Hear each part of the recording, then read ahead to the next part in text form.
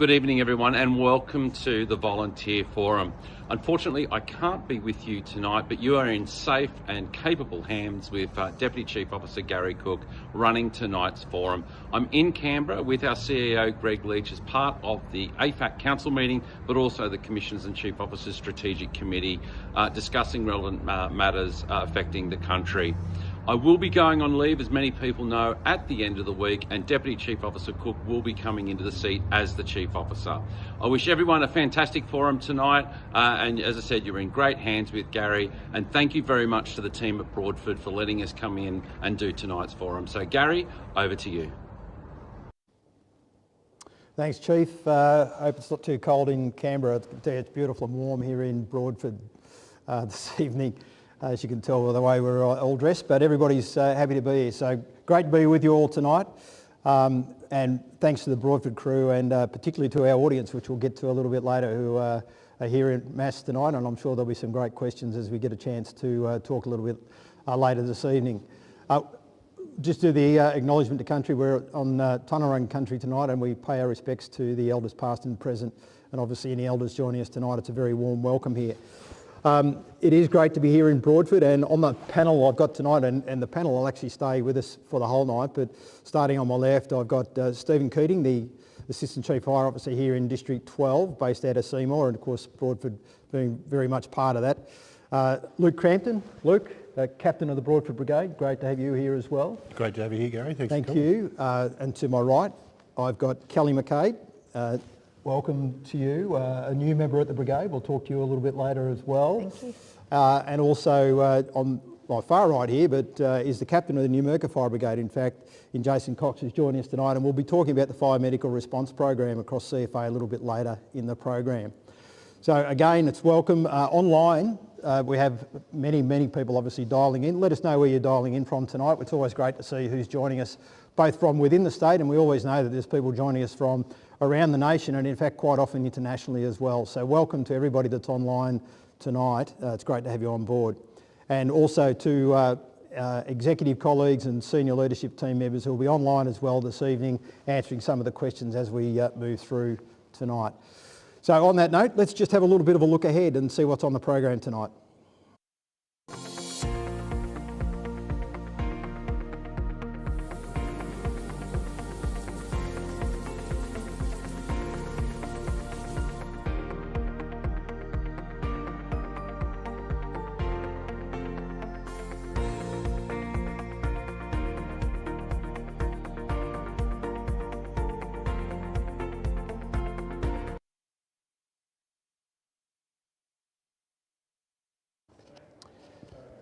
Excellent. So we're back. Thanks for that, and some great things that we'll be moving through tonight on this evening's program. So we'll look forward to that. Before we move on to that, though, it's always good to know a little bit about the patch that we're in. And firstly, Luke, we're in Broadford Brigade.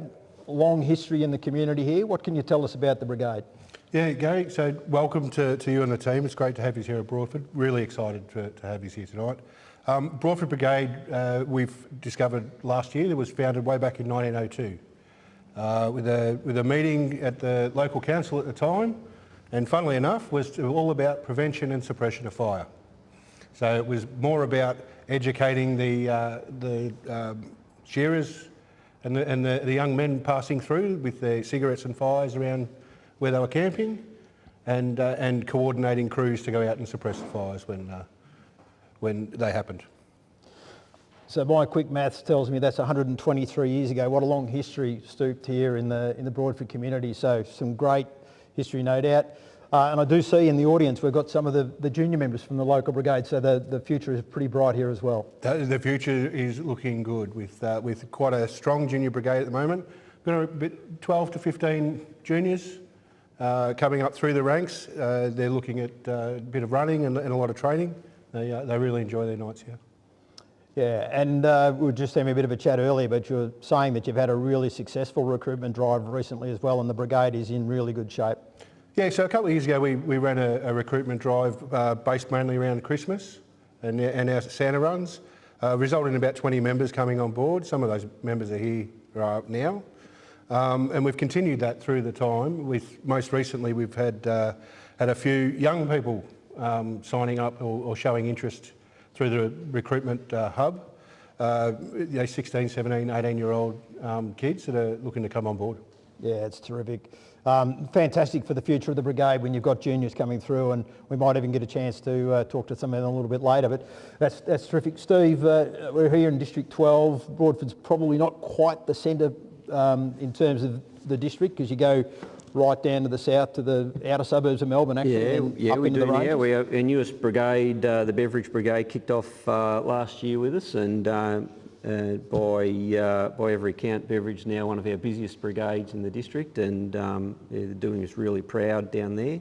And you know, we take in this growth corridor of the Hume, which has its challenges, but also with population brings new members and opportunities there, which is something that Luke's tapped into really well, as so a lot of our other brigades have as well. East of here, we head up into the Upper Goulburn Valley, and we've got the communities of Yea, Alexandra, all the way up to Lake Eildon, and I think Lake Eildon's one of the only places where we're responsible for sending one of our appliances into another district, but with the lake in District 23, but the boat's from District 12. So a whole lot of forest in between. A couple of our bigger risks that we manage through the area are our transport corridors, and we've certainly had some issues and some incidences there in the last few months, which as late as Anzac Day, a significant closure of the Hume for a fire there. And then tourism's a big risk factor for us as well, and also working with our partner agencies in the area, and our land managers in the area include the Department of Defence, with a significant asset in the Puckapunyal training base there, and a significant forestry and water catchment area as well. So it's a pretty diverse little area. We've got 40 brigades, 2,000 volunteers, and that keeps us all very, very busy. Yeah, so I mean, when you speak of that there, and you think of Beverage right there on the outer suburbs of Melbourne, as I mentioned before, and then you go to some of that beautiful Upper Goulburn, Lake Eildon, and right through that area. Of course, down into Marysville. Yep. And Marysville, King Lake, right through that area. Yeah, and some fantastic, rural communities spread right through there as well. So it is a really diverse region. And then, as you said, those major transport corridors, and obviously the Hume Freeway, the rail, and of course the Goulburn Valley Highway branching out as well. So it is a really interesting space. Mentioned some early some incidents. Luke, Anzac Day, a really interesting one right here on your doorstep. Yeah, so Hume Freeway truck fire was a truck accident, ended up catching on fire. And the brigade the firefighters did a really good job stopping the tanks from being ruptured as part of that fire. In fact, the chief was the first on scene from CFA. Moonlighting the chief. So Chief, if you're watching, we'll be in touch for an AAR. I'm sure. I did hear that yarn a little bit earlier, so a B double carrying a mixed load of diesel and unleaded petrols. Yeah, so quite a significant incident, and one that can go either way, particularly early on. So. Yeah, absolutely, and I suppose the suppression crews stopped it from breaching the tanks themselves. Although I believe there was some hairy moments when the tanks themselves started venting. So. Yeah, I think anyone that's been to one of those and starts to, when things start to vent, you're thinking we're getting pretty close here, so let's make sure that we've got ourselves appropriately safe, which is fantastic. And just today, I mean, I was driving here and dialed in, and grass and scrub. Today was perfect timing. We're supporting to Columbanane, who had a grass and scrub, ran to about 10 acres. Supporting by brigades around, Forest Fire Management also came and gave us a hand. Yeah, and Steve spoke before about the partner agencies and how important they are right across this, and you have got that diverse thing. You've got obviously DCO with a lot of protected public land in the space, but you've also got the large military base. And how does that work, Steve? What's the cooperation like with the ADF? It's pretty close. I mean, we've got a fairly obviously a structured arrangement for a memorandum of understanding for operations. but there's also, it's a high trust partnership between ourselves and them, and a key part of that is just good communication, good interaction between the surrounding brigades and the district staff as well, with the key players out there, whether that's in the prescribed burning sense. They do a lot of fuel management out there, which helps to mitigate risks for the activities that they undertake when they're doing live firing. But or even through total fireban preparedness activities, part of our preparedness and response includes significant discussions with both of those major land managers, being the department obviously, which every district does, but also Defence. It's an interesting space. It's federal land. We don't have any oversight of it until they need us, and so there's a fair bit of trust involved in managing that landscape with them. So yeah, it works well.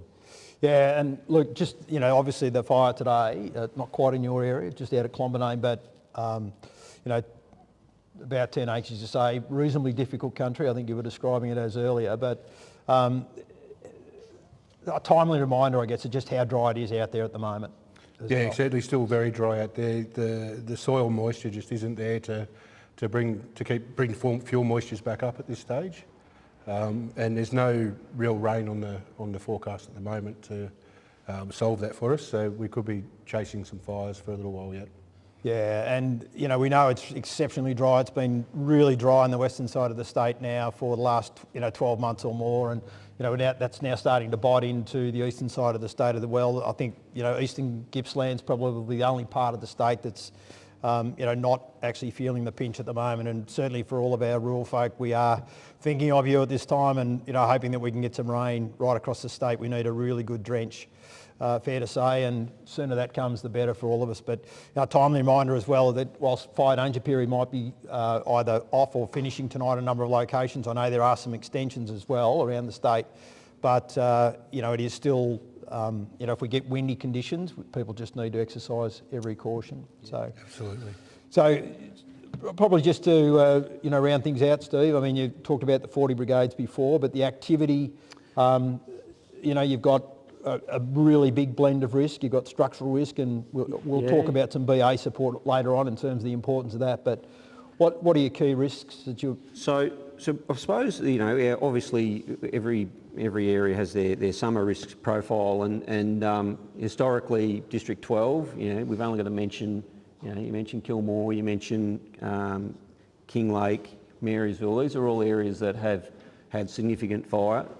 So are some of the other areas that people don't talk about as much, but Yea, for example, you talk about Yea has a significant history of, a very long history of big running fires through those foothill country, and out to our west here, Glenarua fire, another big fire. The fire risk in the rural setting is fairly diverse, but it's pretty much across the whole patch. In the structural sense, some of our probably greater risks for vulnerable communities and vulnerable people see us really put a lot of effort into our comm safety space, because our ability to get there on the spot really early is quite difficult when the communities can be significantly spread out across the brigade areas. So there's been a fair focus over the last 12 months to have greater engagement in that community space, and with 70,000 population across the district, we had 10,000 engagements last year with members of the community. So it's a really important part of what we're doing. So it's not just the operational component, it's that prevention and preparedness aspect as well that we're putting a lot of focus into. Yeah, and how good's that? Here we are in 2025 talking about that, and Luke, in the introduction there you spoke about in 1902, correct. That's the very purpose that the brigade was formed. It was around prevention and suppression of fire, and what a wonderful, if you think about that, and it's just such a true thing. I mean, if we can prevent fires from starting in the first place, if we can have an educated community, we're in such a better space. There'll always be fires, and we still need the response capability, but it's fantastic.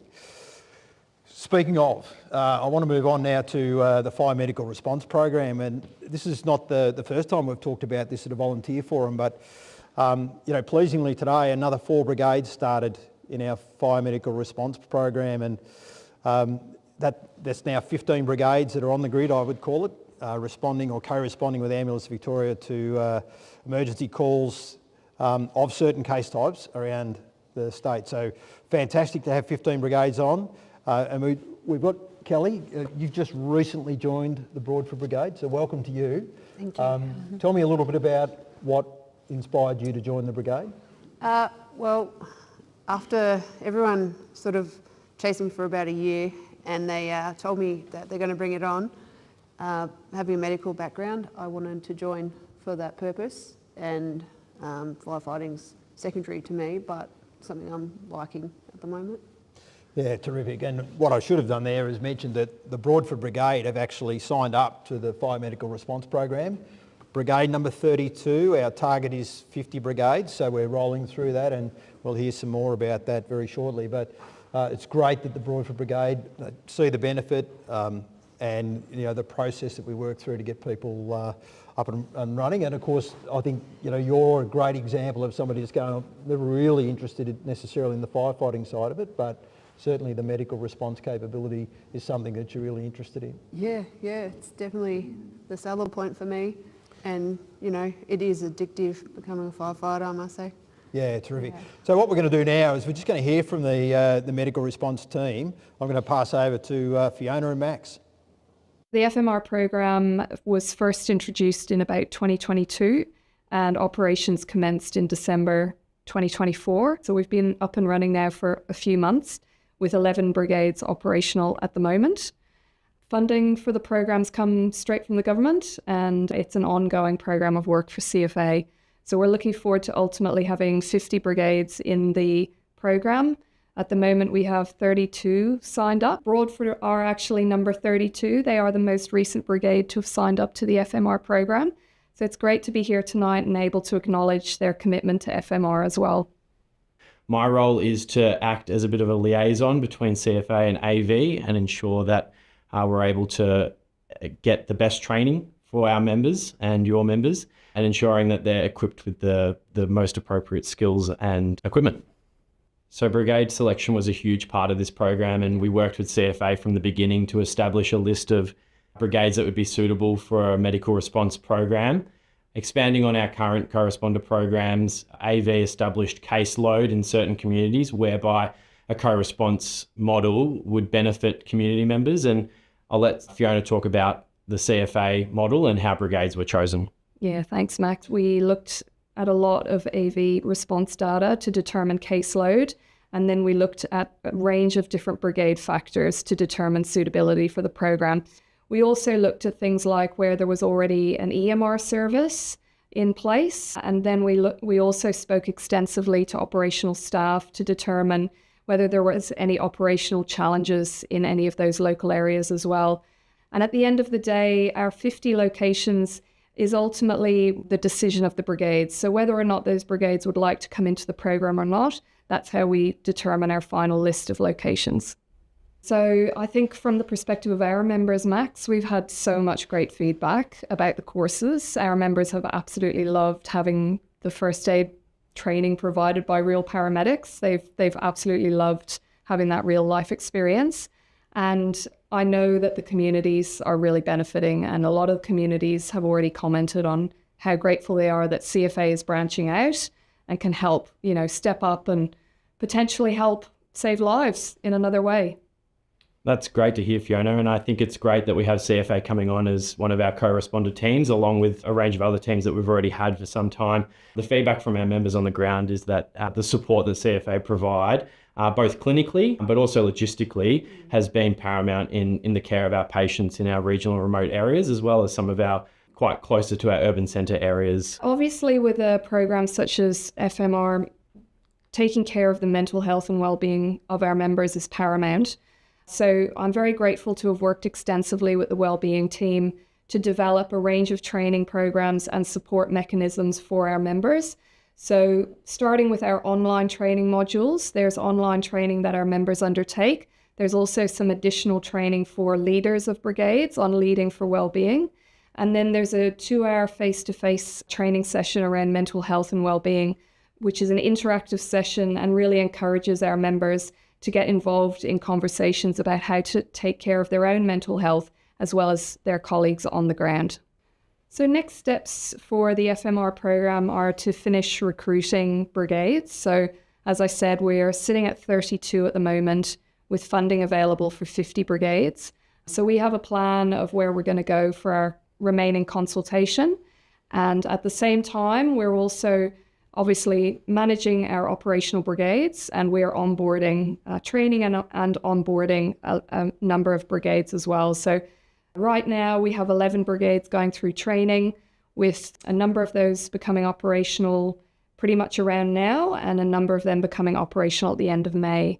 Then we look forward to delivering training down in District 8 over winter before we head out towards Districts 13 and 7 at the end of the year. It's great to see there's an appetite for this program. So almost all of the brigades that we've approached have chosen to adopt the program, which is fabulous. In addition to that, there's been many, many brigades approach us independently who've said they would love to do it, who unfortunately haven't been on our priority location list, but possibly in the future, who knows? Yeah, thanks Fiona, and thanks Max for a great overview in terms of the fire medical response program. And as I said, now 15 brigades online as of today, 4 coming on. That's a fantastic result. That's still got 35 to progressively work our way through, with our ambition to have all of those online by June 2026. So that's our stake. But Jason, I want to come over to you now up at Numurkah. You were one of the first brigades to be enrolled into the program, been through the whole process. How's it been for the brigade? And importantly, have you had any jobs, any responses? It's when to start early, we heard whispers that the program was probably going to come on board. So we, had a chat amongst ourselves and some of the members within the brigade, so that the possibility of it coming on and giving us the opportunity to support our local community was really a no-brainer early. So when Fiona actually come up and gave us our speech, we were in pretty much straight from there. So the training being a little bit challenging online for some, but otherwise, once we got into the physical stuff, it was very straightforward and really well sort of given. So that part of it was quite good. And we've had about 9 call-outs so far. We come online about the 4th of December last year. Some challenging, all parts of the day, early hours of the morning. But yeah, it's been really, really good. Yeah, and the local paramedics, how have they responded to the support that's been coming, to the calls with them? If we're not there in advance of the ambulance, or we're working with them because we're co-responding, obviously. So yeah. The feedback we've got so far, some of them are surprised because they're not used to fireys. In a smaller community like ours, rocking up and helping out. So that aspect of it's been really, really good. But the camaraderie between the 2 services now, even though we've had a really good camaraderie with MVAs and things like that in the past, it's probably brought us so much closer together now. So working as a whole, not just fighting fires, now supporting medical assistance to the paramedics as well, it's been really, really good. Yeah, well, and how about that? So, there's 9 calls in 6 months, I guess. Yep. And that's the sort of thing that I think we see the real benefits for community right across, where our 50 brigades, once they're all online, will be supporting. It's fantastic work. And I know we've actually seen letters come in from team managers and senior team managers from AV thanking the brigades and the commendation for the work that have been going on a local level. So it's a really positive program, and I think that's, for our communities that will have our brigades responding, it's just going to add value. We know that for sure. And as Fiona said, there's the other side of the program as well, the wellbeing support, those things that are really important to make sure that we're looking after our members as well. So as we go, I just want to go at a local level here now for the Broadford Brigade and the discussions that have been had and how that transpired and the decision making for the brigade to say yes, we want to be in. Was that a lengthy process? How did it work? So we were approached by the project team initially and floated it with the brigade. The brigade's been very supportive of the idea, both supporting the local community, but we also see a benefit in raising our skill level for other types of incidents like MVAs, where we might be able to provide a greater level of support until the troops arrive on scene at the same time. Yeah, great. And I think, Jace, just back to you there, you talked about the camaraderie between the services. It was probably there before. It usually is in our smaller communities around where there's an ambulance station, but what you're finding is, that's just improved even further because of the cooperation and the working together on these responses. Yeah, we've got 4 CE sessions that we'll do annually each year, but as a brigade we've got together, and along with our AV paramedics we've decided to throw in a few more. So we're not only going to do the 4 CE sessions, we're actually going to do as many as we can, not only to sharpen our skills but also to keep that camaraderie fresh. So it's been really, really promising so far. Yeah. So Kelly, we talked just briefly before Fiona and Max gave us their spiel there on the video, but your interest in the program and your background in that space as well, has that sort of attracted you into the role here at Broadford? Yeah, it has. So Good Sam, we don't get many call-outs for that here. We've had, I think, 1 in 4 years I've received, and then got cancelled pretty much straight away. But I think we do need it for the ambulance response time. Sometimes we do need to help out, and that's what I think it'll give that extra purpose. Yeah, and for those that the Good Sam first responder program is an individual nomination or an individual, but the response area that you could get a call to is a smaller area than we'll have for the brigade as well. So I think that'll be one of the differences between that as well. So, Jace, I mean, obviously 6 months in, did you expect that there would be that sort of, or anticipate, maybe if I think about that could be somewhere up to 20 calls per year? Yeah, well, I think we were listed for probably about 10. I've been a Good Sammer for a number of years, and I'm up to about 11 or 12 Good Sam call-outs. So we had that idea that we were probably going to be up around that high 8 to 10. So obviously that's why we were chosen as part of the program. And I think just because of the high numbers and the potential with AV not always being in town, giving us the opportunity to support the locals was certainly part of the reason why we were, all in at the start. Yeah, it's terrific, isn't it? And if you think about just the volume of calls, and I know right across locations, and we're, down places like Orbost and, right down in the far east of the state, and we'll be scattered right across the state at 50 locations once we get a complete rollout. We expect that, our brigades will respond to somewhere around, 750 calls per year. Yep. And that's 750 opportunities for someone to be given a chance or a shot at life. And I think that's such an important thing about the program and why we're so passionate about it. And we know how passionate our people are in our brigades and our communities about their communities, and that's why I think this program's being embraced so strongly. And as Fiona indicated before, we know that there's a number of brigades that have also stepped forward and said, what about us? And at the moment it's a data-driven analysis process. We've got 50 in our program, but who knows, as Fiona indicated there before, what the future could bring. So as we go forward. So I've just lost my earpiece and I'll just get that back in. Thanks. That's great. So Steve, just from a district point of view, the thought process from the district ops team and about so we're really we've had, when the program was first released, we had a fair bit of interest from right across the district, from some of our smaller communities as well that could see the benefits there. So we've got 3 brigades looking to lean into the program at the moment, and hopefully, as things progress, that should carry on from there. So yeah, terrific. So and that's if we replicate that right across the state, that's that's the approach we've been taking. So Luke, we talked a little bit about juniors before and how wonderful that is for the brigade here to have some that youthful exuberance coming through, which we all love. That is our future.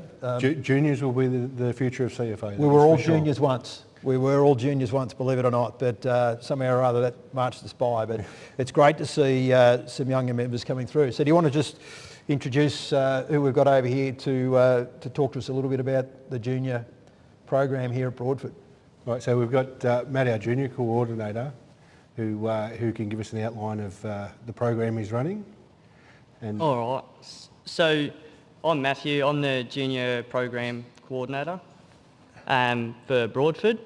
And this is Alison. She's come up to answer some questions with me. So our junior program is for 11 to 15-year-olds. Once they turn 16, they can come across to our senior program.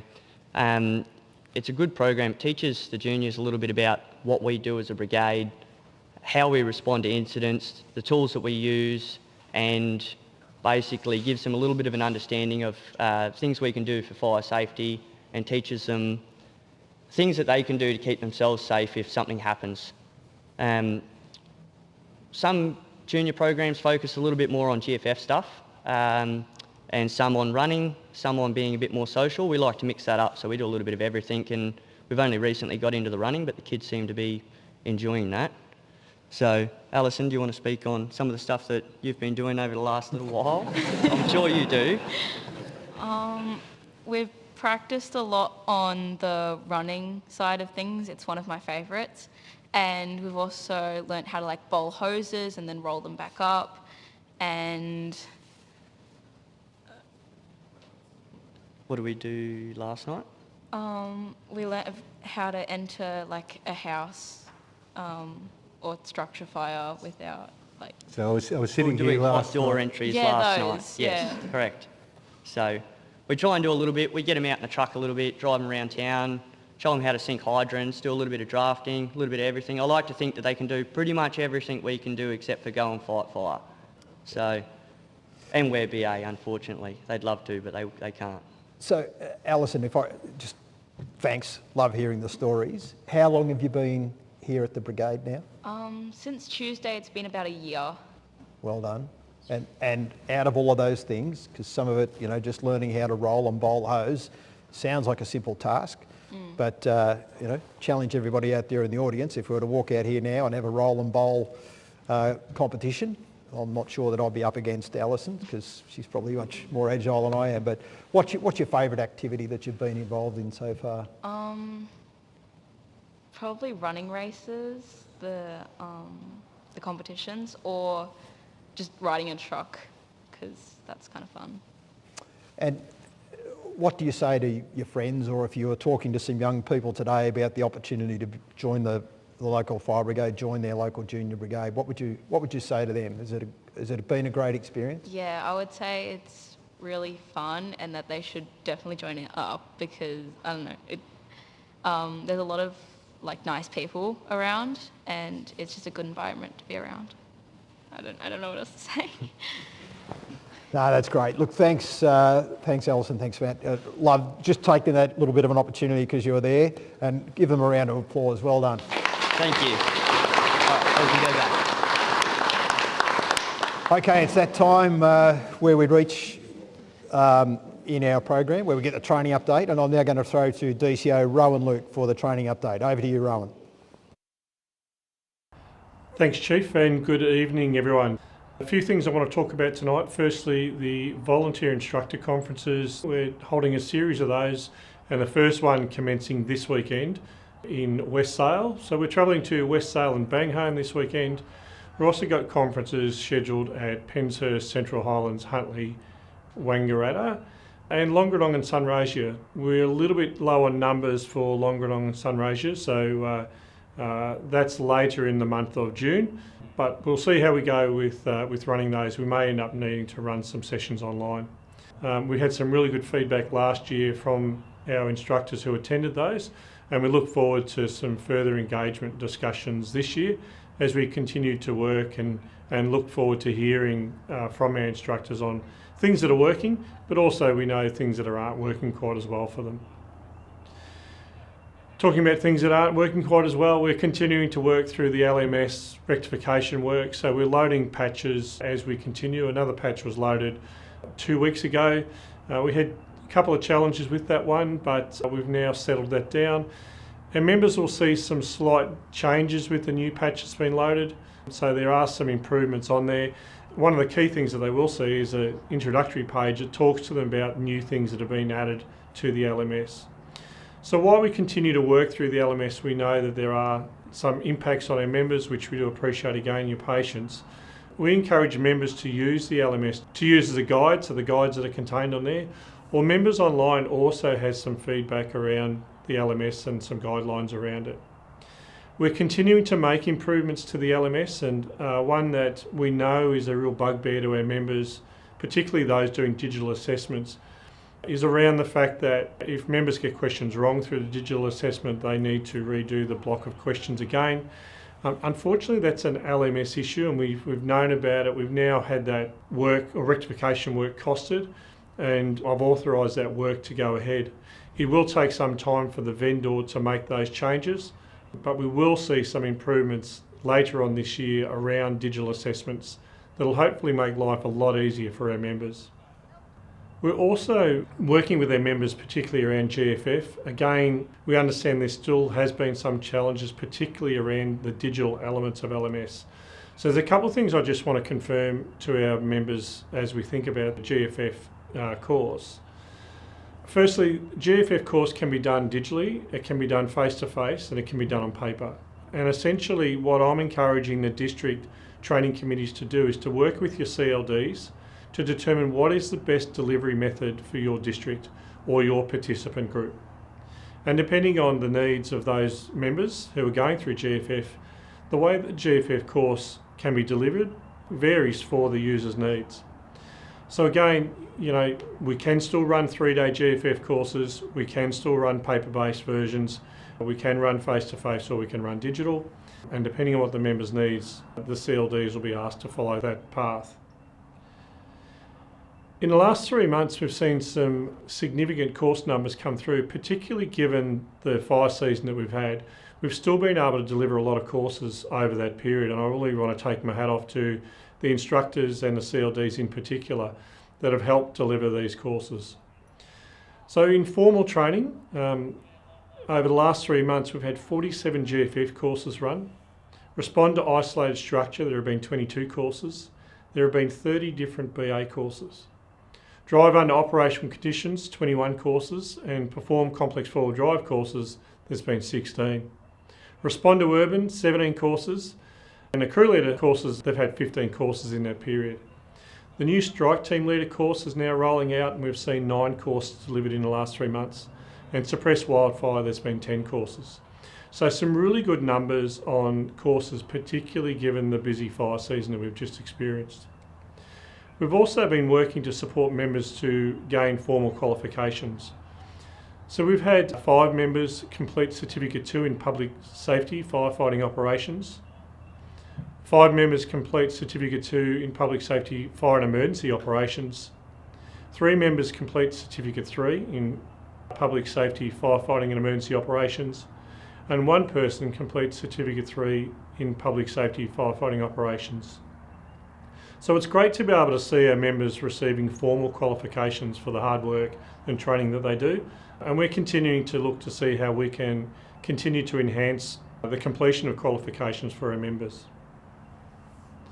Lastly, we've been really busy developing courses and rolling them out, and we've had a number of courses roll out in the recent months.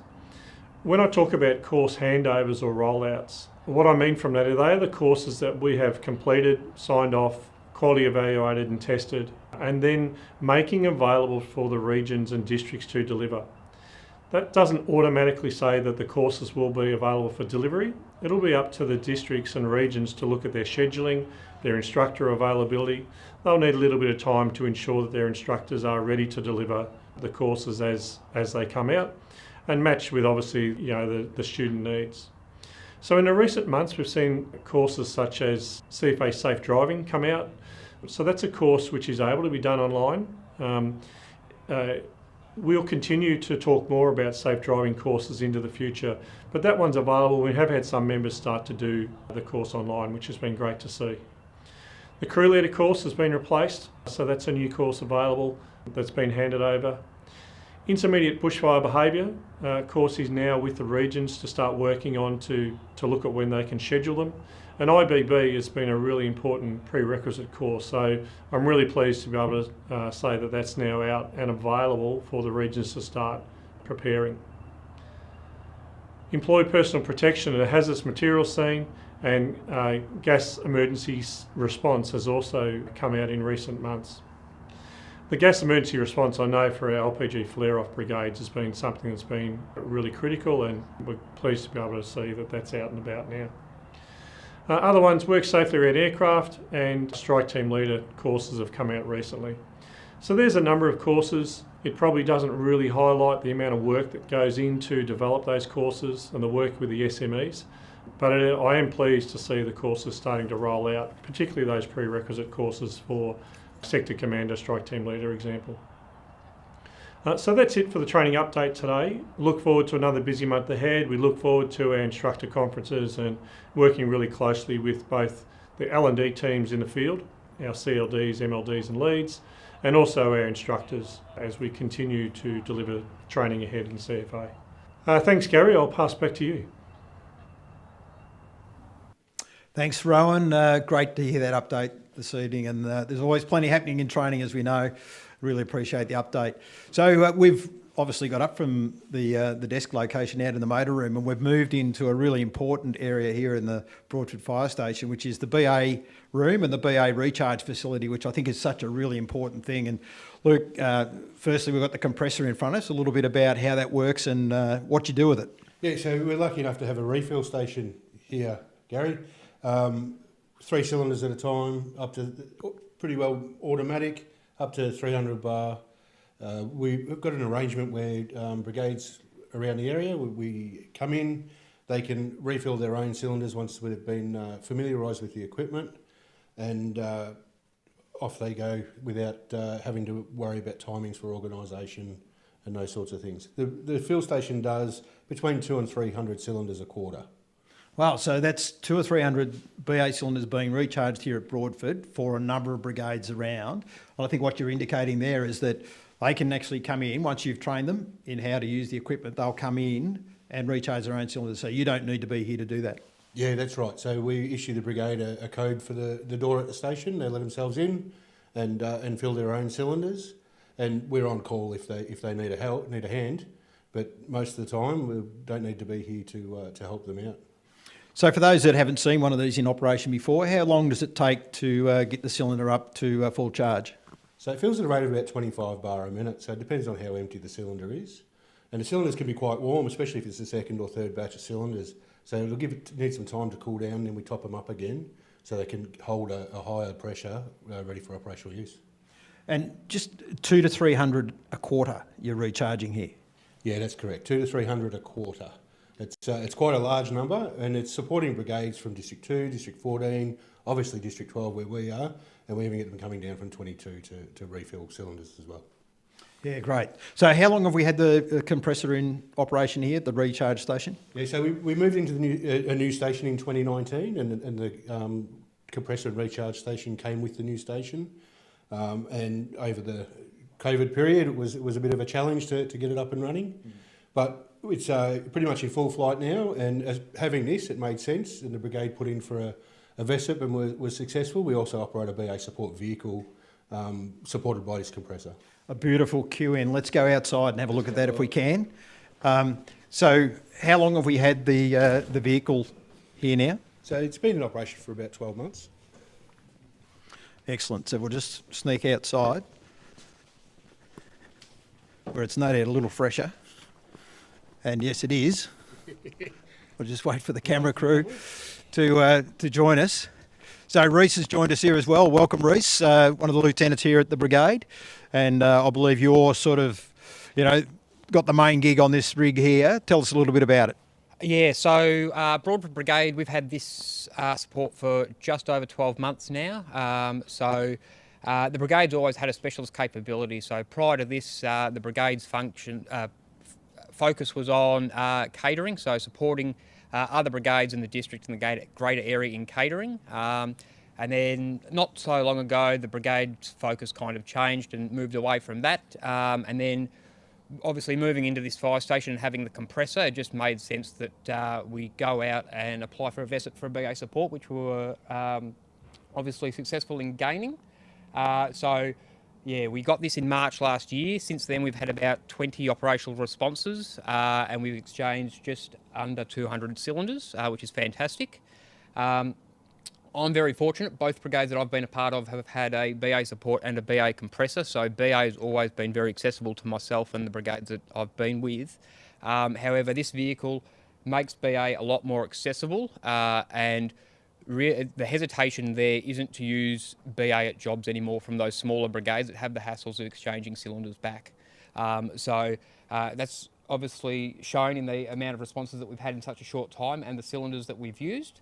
But it does a lot more than just the cylinder exchange as well. So we've got the 2 70-litre water tanks so that we can do full BA service on site, so that we can clean masks and get them back into operational use on site for other members to wear.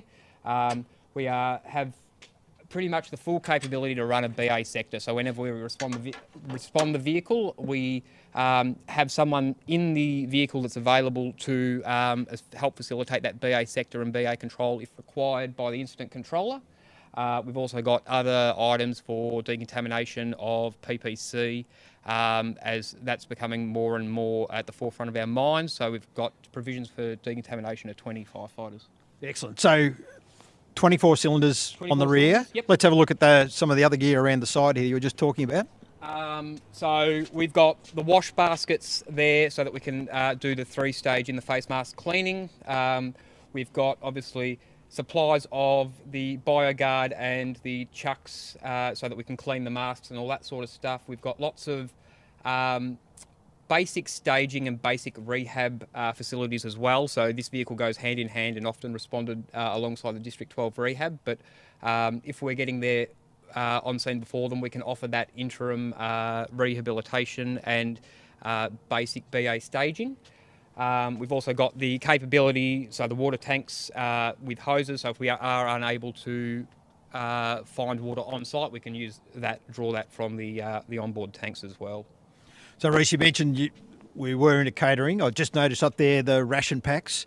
We've still got 4 ration packs, so we're not completely out of catering, folks, but clearly a change in focus. So just talk us through the water. Water, so very, very simple. So it's just an electric pump, very similar to what's in caravans and RVs and that sort of stuff. Water in, water out. Capability potentially for a first attack response if we come across a grass and scrub fire on the side of the road as well, but probably not. So then we've got a full complement of tap adapters and hoses so that we, if we are far away from water mains, we can rely back on that. Yeah, that's fantastic. So looking at that, probably not quite the size of delivery that we want for any sort of first attack beyond stomping out a cigarette butt. But look, a fantastic vehicle, and we're building several of these around the state, obviously, to complement how we're actually setting up to support BA right across the state. So it's a wonderful thing. And as you say, if you put this with the compressor station, the ability to recharge here, it's fantastic. Luke, just back to you in terms of, the end-to-end process here, 20 responses. Has it sort of brought another element to the brigade and the members? Yeah, absolutely. It also creates an opportunity for those that want to step off the fire truck to still be involved in that operational response, providing the support to those that want to be on the fire truck. I will say though, it will be much easier, Gary, when the swap and go is delivered, because at the moment we're resupplying cylinders back to stations, which we could probably do without. Yeah, absolutely. And I can assure you that process is well and truly underway. And I think we've talked about that at a couple of previous forums. So the swap and go will make a huge benefit to our brigades right around the state, and certainly simplify the process, which is great. Okay, thanks very much, Reece. And thanks also, Luke, for showing us around. We're actually now going to go back to a video. This one is actually what they call the triangle group of brigades, so Narberthong, Buxton and Marysville, 3 brigades that have got together in a training regime in District 12 here, and we'll look at the video and then we'll have a chat to the District ACFO, Steve Keating, about how that all works. Our brigade is a mixture of, there's more older type people, less younger people, which I think is a lot the same as a lot of other fire brigades these days.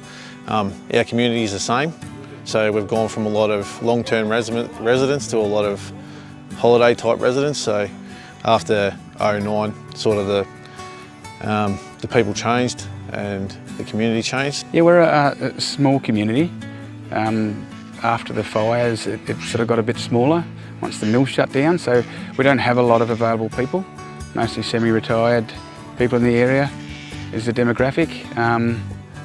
We did struggle a fair bit over the last few years, up until this year, which we managed to get 5 new recruits. So we're sort of back in business per se.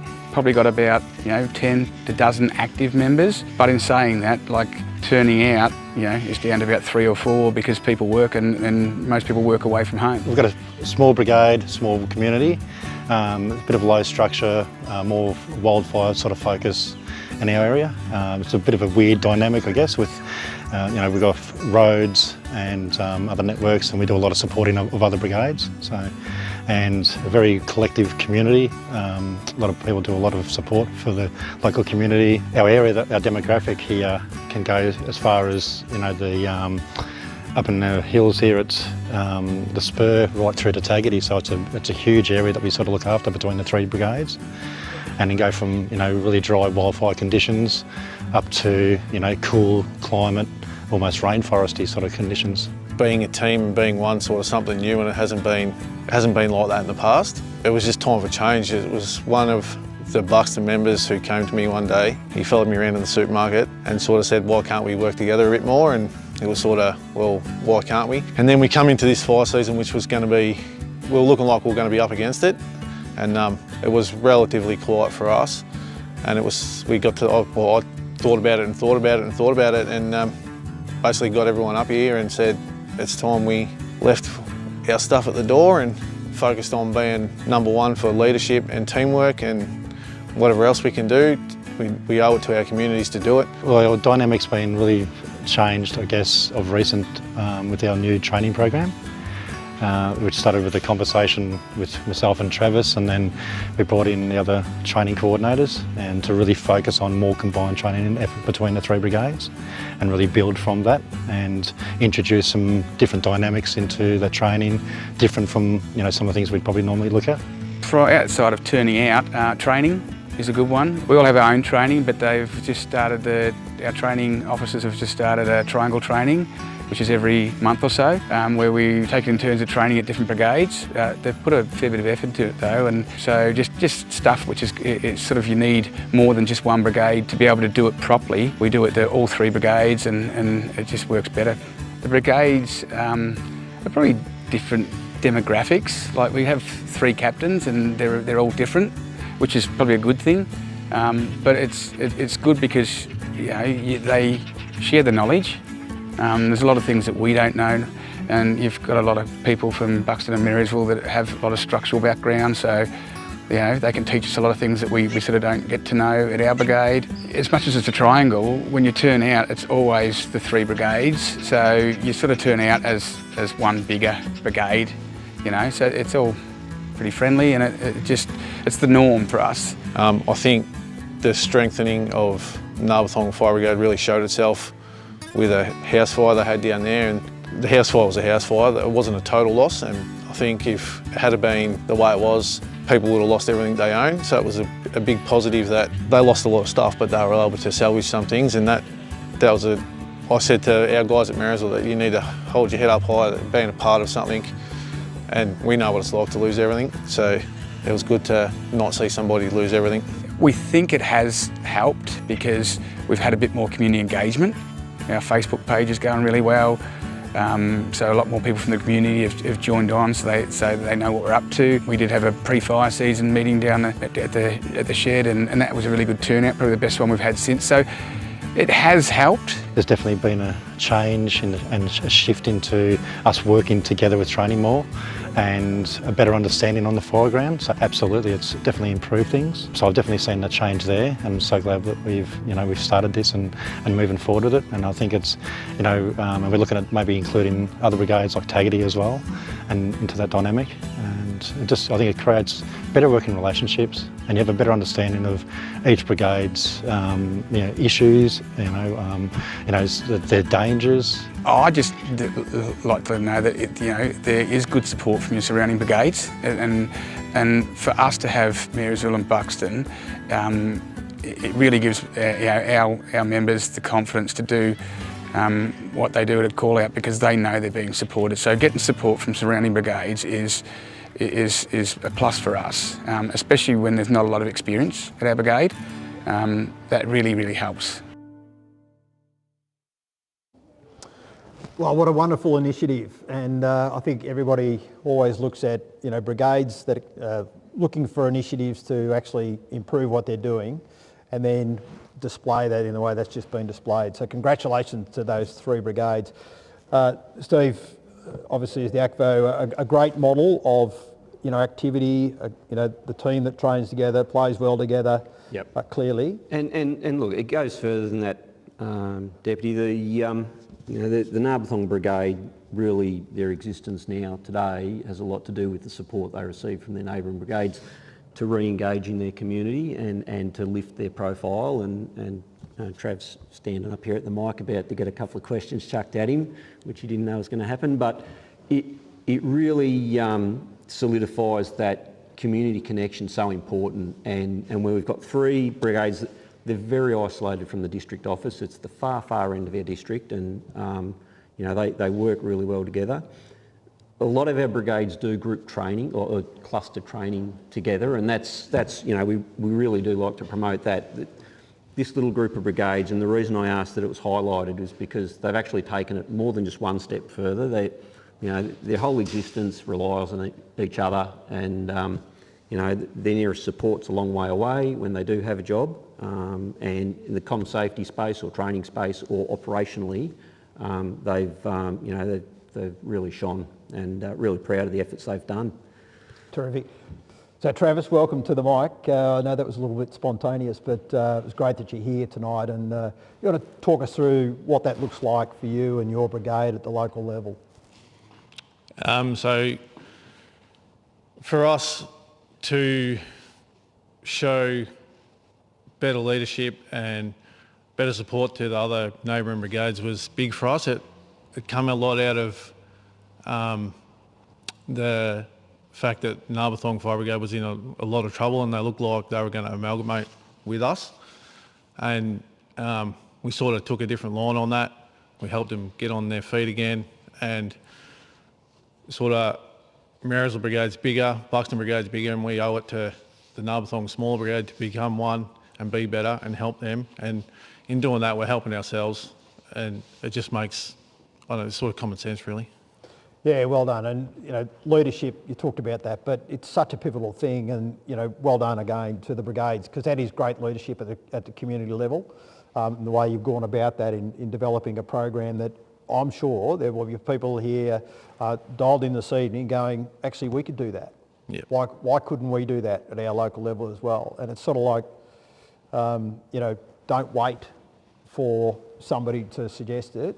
Maybe make the suggestion yourselves. So how did it come about? Like, obviously you talked about looking at Narberthong and how you might actually help them, but was it just one of those things that evolved, or did you actually genuinely sit down and go, we need a bit of a plan of attack here? I think the last piece to it all that got me really thinking about it was one of the Buxton members actually stalked me out in the local supermarket, and he sort of chased me down the aisles, and when he finally caught me, he basically said to me, why can't we do more things together? And we haven't always played nice. It's been 3 individual brigades basically for a lot of the time. And I sort of went home and I think about things a lot when I'm not at the fire station, and yeah, it was just basically time for me to change a bit. And I think by doing that, and by showing that we're going to be the standout, that we can make other people see they can do the same thing. And I think just one Thursday night when we had our training, we invited both brigades up, and I stood up in front of everybody and said, it's time, we saw it on the video just then, it's time we leave our differences at the door and take on the fire season as best we can together and start doing more things together. Look, a lot of us don't know each other, we don't know our strengths and weaknesses, and it was about trying to learn that, not about hanging out with each other and having cups of tea and all that kind of thing. It was just how we can work together the best. Yeah, terrific. Look, it's a great example, and well done to you and all your team, and to the 3 brigades and the leadership of those brigades and all of the members involved, because it's a wonderful example. Steve, is there, do you see this something that could, replicate itself in other areas across District 12? Yeah, I do, and the groups, the 3 groups that we've got have a level of this that they undertake at the moment. Probably the Buxton space, the Narberthong space, it was more about the survival of that brigade that really needed some support with the decline that the town had. And there are other little brigades around like that, that they do need their neighbouring brigades who are a bit stronger to lean on and lean in a bit. And it's cyclical too, we know that. We know, brigades be going well now, and in a couple of years' time you have a few key families move away or an industry close down, and we've had a lot of that. We've had a lot of forestry industry close down. Small farms get gobbled up by big farms, and you start to, you've got to rethink how we provide the level of support, and district's a long way away, and the support has come from the 2 neighbouring brigades in a lot of the cases. So, yeah, they've done a good job, and it will be something that I think other brigades in the district will look at and look to their neighbours where they've got strengths to lean in. So it's good.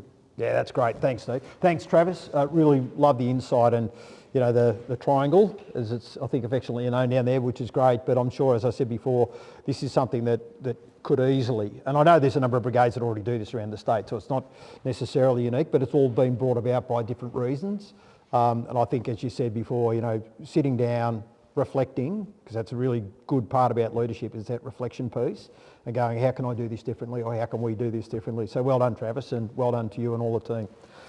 Thanks, Steve. Now I'm going to change lanes again. Now we've got another video to show, but this one is in relation to our ultralight tankers and the safety features of that. We've actually burnt one. So up at Mogo, for those that know where Mogo is, near Bateman's Bay, over on the south coast. It's a test ground for these type of trials, and let's have a look at the video now in terms of what was undertaken over at Mogo. Good evening. It's great to be with you for this edition of the Volunteer Forum. Crew protection is a critical safety feature on our fleet of tankers. It has been designed as a system of last resort to provide a survivable occupant space in the event of a burnover, and uses several layered barriers, including a deluge system, the vehicle itself, radiant curtains, blankets and PPC. These layers work together to provide a safer environment than a vehicle with no crew protection fitted. There's been a significant amount of research and development over many years to ensure the occupant space does not exceed the survivability criteria. But we don't just fit crew protection and hope for the best. We rely on scientific evidence and rigorous testing to validate the systems. This testing includes simulated burnovers conducted at the Bushfire Flame Front Simulator in Mogo, New South Wales. And we will shortly show you a video of a test conducted recently on a Ford Ranger ultralight similar to the one behind me. But it's not just simulated burnover testing that we undertake. I would encourage you to search CFA Crew Protection System Testing in your web browser and watch the YouTube video which shows real fire testing at Bracknell in 2016, where the average fire line intensity was measured at 19 megawatts per metre, with peaks around 31 megawatts per metre, and temperatures peaking at 960 degrees centigrade. During simulated and real fire testing, data is recorded by CSIRO on fire behaviour and the impact of the fire on the vehicle, with data loggers, standard and infrared cameras, thermocouples, radiometers and gas detection devices installed in and around the vehicle. Following the test, CSIRO analysed the data and provide an independent report detailing the levels of toxicity and thermal exposure. With manufacturers using lighter components made from plastics and composite materials in modern vehicles, these tests also help identify vulnerable areas that need to be considered. Many of these components are replaced with aluminium or fiberglass alternatives. What you will see during the video is the ultralight being subjected to radiant heat and direct flame. A series of gas-fired burners will be ignited, progressively moving towards and over the vehicle to simulate a burnover. This testing has been conducted on a number of different larger tankers, as well as Toyota Land Cruiser and Nissan Patrol ultralights, with all test results assessed against the same survivability criteria. Whilst the crew protection system is primarily designed to provide the occupants with the best chance of survival, at the end of the test, you will also see that the vehicle is able to be driven away, which is something that would not be achievable without the crew protection systems fitted. Before we go to the video, I must warn you that the footage shows a vehicle being fully engulfed by fire. Okay, let's roll the tape.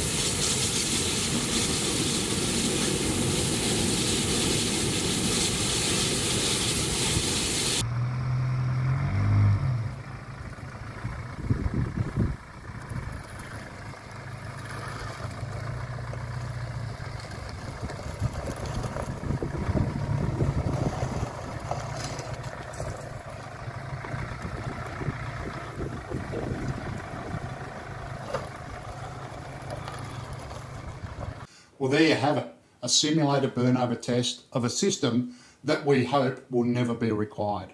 Thank you, and back to you, Chief. Well, thanks, Danny. And for those, in terms of the doubters, I mean, you can see the heat that was applied to that particular vehicle and the systems there. And as Danny indicated there before, this is not something that we should be relying on. It's something that's there.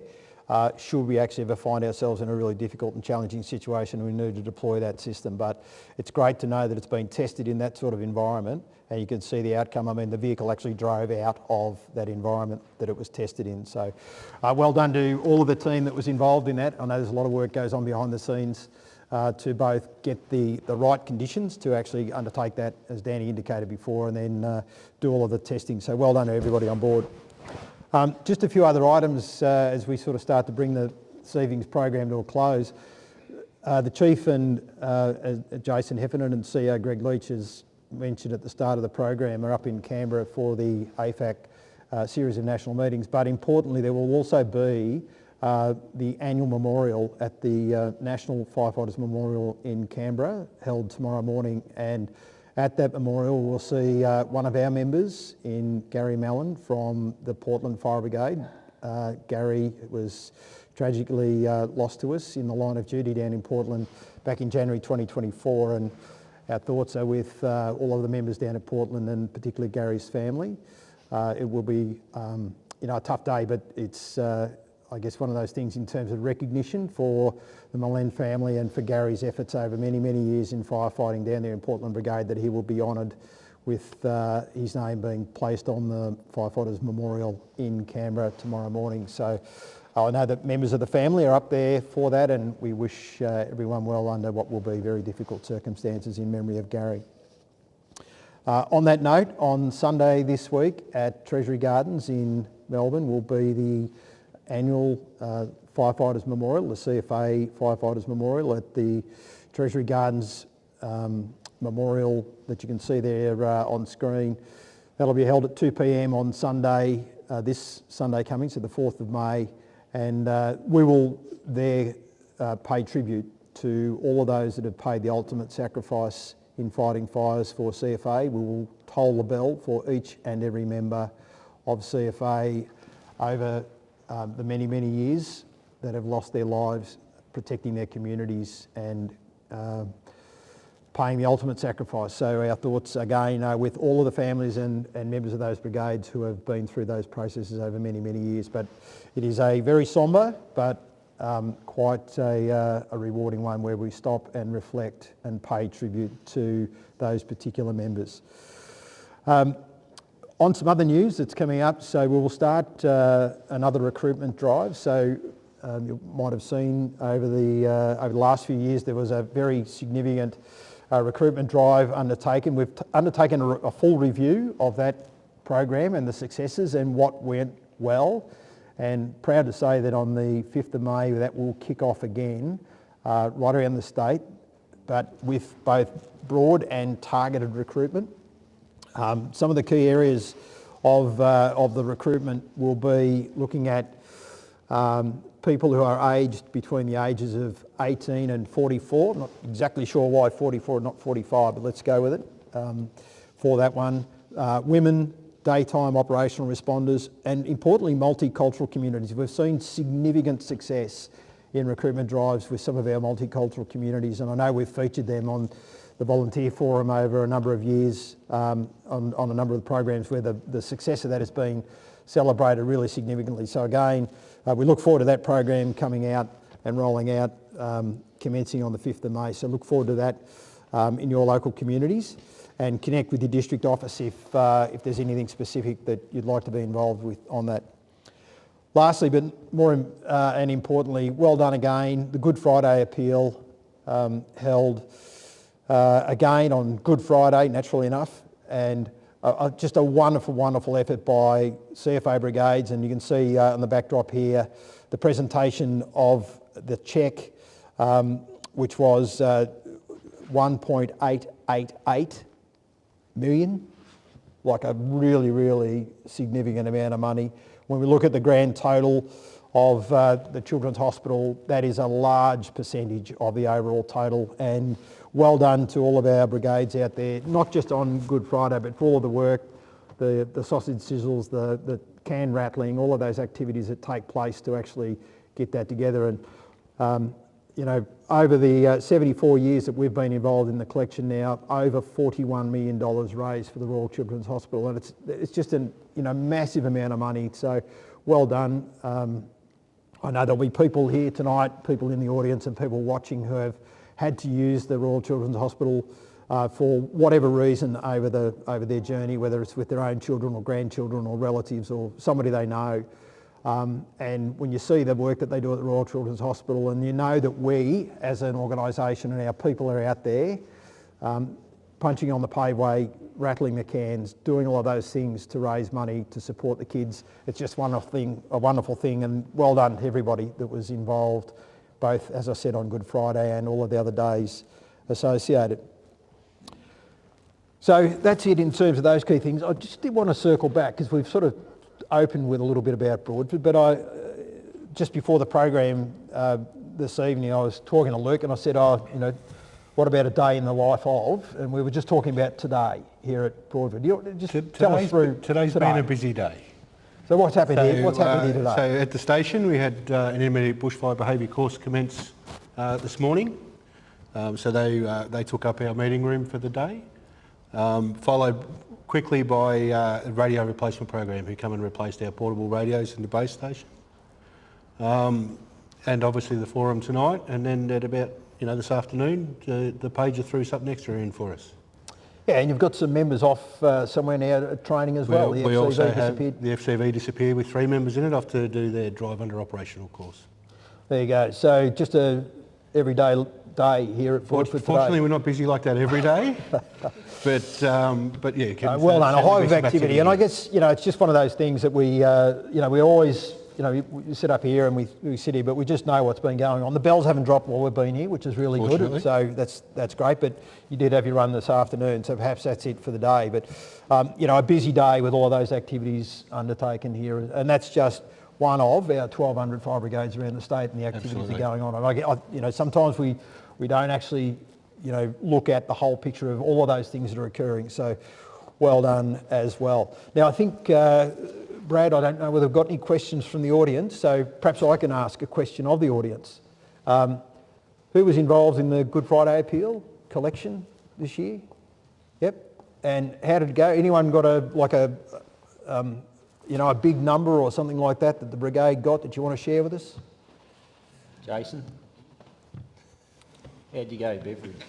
New community, new brigade. Where's that? Jason, step up. There you go. Thank you. Hello, Gary. Well, talking about sharing and working with brigades. So I'm the captain of Beveridge, so very new brigade. So we're looking at opportunities to work with our friends in District 12. So we worked with Wallen on the day, and I think they raised somewhere over $11,000. So great opportunity to work with them on the day. Well done. Round of applause, I reckon, for that. Well done.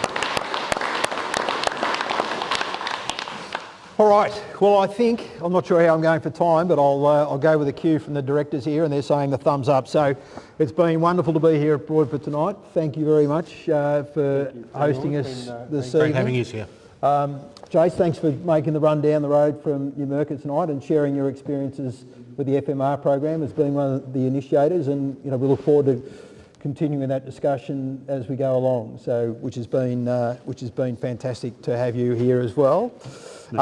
Kelly, thank you for joining us. Very new, and I know you're a bit nervous, saying I didn't know that was part of the gig, but thanks for stepping up and being part of it here tonight. It's been great to have you just in the panel and seeing it through your eyes as well, and particularly, your focus on joining the brigade as a part of that broader landscape of activity. So Luke, thanks very much again for hosting here, and particularly the tour around. I think the BA piece is really pivotal as well. So you're not just a fire brigade, you're very much an important link in the bigger picture of support around. And as you said there before about the number of brigades that are now coming here and they can recharge their own cylinders, access to the station, it's just a wonderful model. And well done. Great new facility here, obviously, as well. And Stephen, also, thanks for joining us. I know you had to make a bit of a dash to get here this evening as well, so really appreciate that. Thank you. Thanks to everybody online tonight. It's been great to have you on board. Hopefully any of the questions in the chat have been answered as we've gone. So well done, everybody. Thanks to my colleagues online for doing that.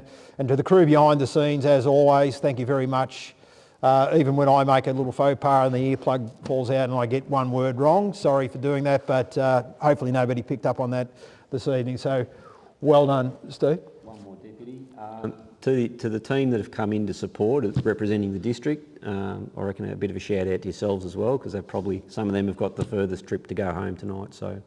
Thank you, and you've jumped me there, but well done. I was just going to say, and to our studio audience, who I don't know if we can do a quick pan around on that for everybody at home, but almost not a chair vacant in there, so give yourselves a big wave. Thanks all for coming in this evening. Hopefully it's been entertaining and you've had a good evening. And to all of the presenters that were on tonight, thank you very much as well.